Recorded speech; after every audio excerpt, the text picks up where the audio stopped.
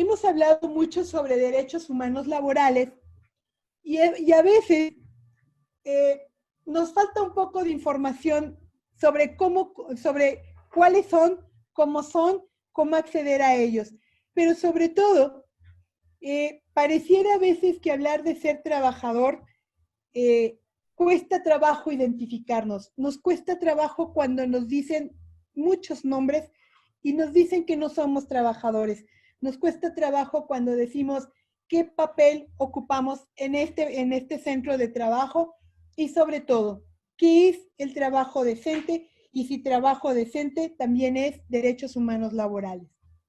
Pues bueno, de manera general, la Ley Federal del Trabajo prevé en su artículo 8 quién es un trabajador y lo define como la persona física que presta a otra persona física o moral un trabajo personal subordinado. Este trabajo puede ser intelectual o material. No importa el nivel técnico que se requiera para el desempeño de sus funciones, ni el nivel educativo que se requiera para poder ocupar ese espacio. El elemento clave aquí es la subordinación. Si yo tengo los elementos de la subordinación, soy un trabajador, soy una trabajadora. Pero ¿cuáles son estos elementos de subordinación? Uno de ellos es que nos asignan una categoría, un nivel o un puesto. Normalmente nos dicen, vas a ser auxiliar, ayudante, y enlace, nos ponen muchas denominaciones. Y a veces esas denominaciones pues no son similares a los compañeros de trabajo que están en el mismo centro de trabajo y desempeñan las mismas funciones. Esas diferencias en las denominaciones las utilizan precisamente para que no nos identifiquemos con nuestros compañeros, con nuestras compañeras y nos creamos que no somos trabajadores. También reciben un pago por el servicio prestado. Este pago puede tener muchos nombres. Puede ser salario, sueldo, la raya, la nómina, honorarios, gratificaciones, puede tener muchos nombres. El punto es, si yo recibo un pago periódico por las funciones que realizo, eso es formalmente un salario y eso quiere decir que tengo un elemento más de la relación laboral. ¿Cuál es el siguiente elemento? Se nos asigna jornada de trabajo. ¿Qué quiere decir la jornada de trabajo? Nos dicen en el contrato, que a veces nos dan a firmar y que nunca nos dan copia, pero nos dicen, tú vas a trabajar de tal hora a tal hora y vas a trabajar de lunes a viernes o nos van diciendo los días o nos van diciendo cuáles serán nuestros días de descanso. Esta jornada de trabajo hoy en día puede tener muchas perspectivas. Esta jornada de trabajo de horario y días específicos es una jornada formal. Las transformaciones que hemos tenido con las tecnologías de la información y la comunicación y que esta pandemia las ha acelerado es el trabajo en casa, el home office, el teletrabajo. También le asignan muchas denominaciones y pareciera que no tenemos una jornada de trabajo porque incluso dicen, no eres trabajador porque te doy las facilidades para que tú trabajes cuando quieras, como quieras y a la hora que quieras. Sin embargo, sí nos obligan a cumplir con una cantidad de trabajo que requiere horas de trabajo. Entonces, ya no hablamos de una jornada específica, sino de un periodo de tiempo durante el cual tenemos que cumplir con las tareas específicas, las metas o las funciones que nos exige el puesto que estamos desempeñando. Esto se replica también cuando hablamos de un lugar para desempeñar sus funciones. La visión común es que nos dan un lugar específico que puede ser una oficina, que puede ser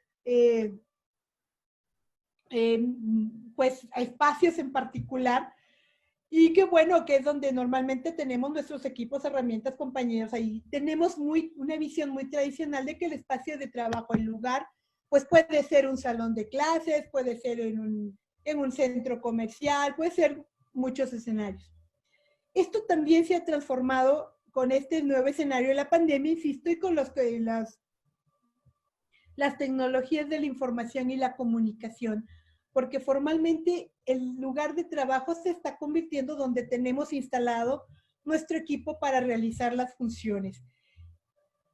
Este lugar, este espacio, aunque aparentemente es virtual porque pareciera que es la computadora, formalmente sigue siendo un elemento de la subordinación, porque para desempeñar tus funciones, cumplir con tus metas, tú requieres estar en algún espacio donde cuentes con las herramientas necesarias para cumplir esas funciones.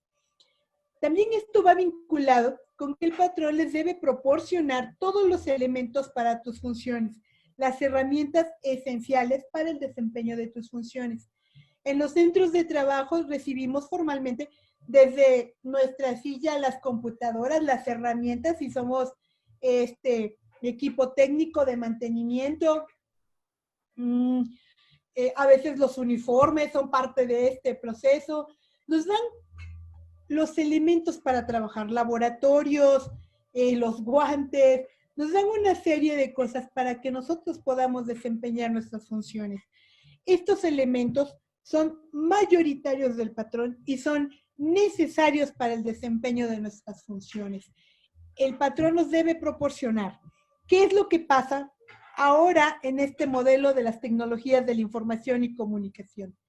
Pues la computadora a veces nos la proporcionan con los programas y con las aplicaciones y plataformas necesarias para desempeñar nuestras funciones. De forma indebida, muchas empresas lo que están haciendo es, ve a trabajar a tu casa y agradece que te mantengo trabajando, y quienes proporcionamos las herramientas somos los trabajadores y las trabajadoras.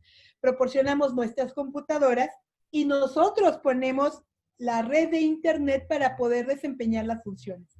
El simple hecho que nosotros estemos ocupando esta computadora y nuestra red de internet no implica que no exista el elemento de la subordinación. La subordinación sigue existiendo porque yo te estoy subsidiando, patrón, para poder cumplir con la obligación y el trabajo que tú me estás imponiendo.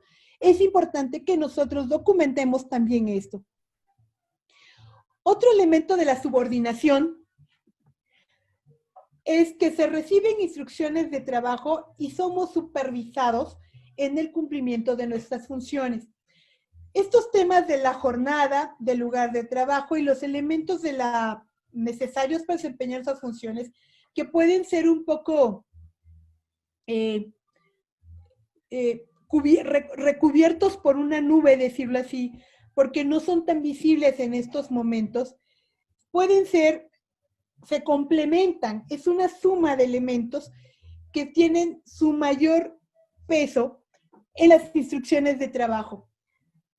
¿Qué significa esto?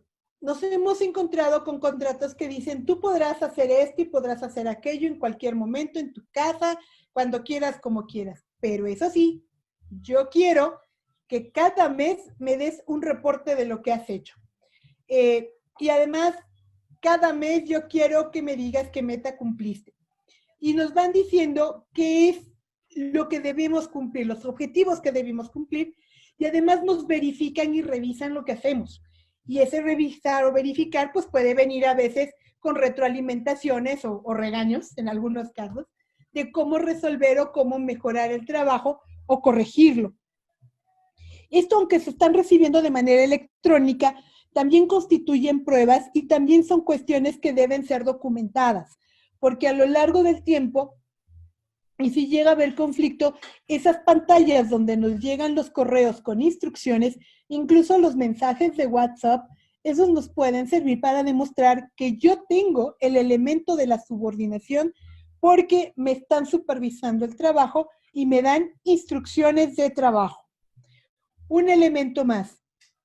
Las funciones que se realizan están directamente vinculadas con la actividad preponderante del patrón.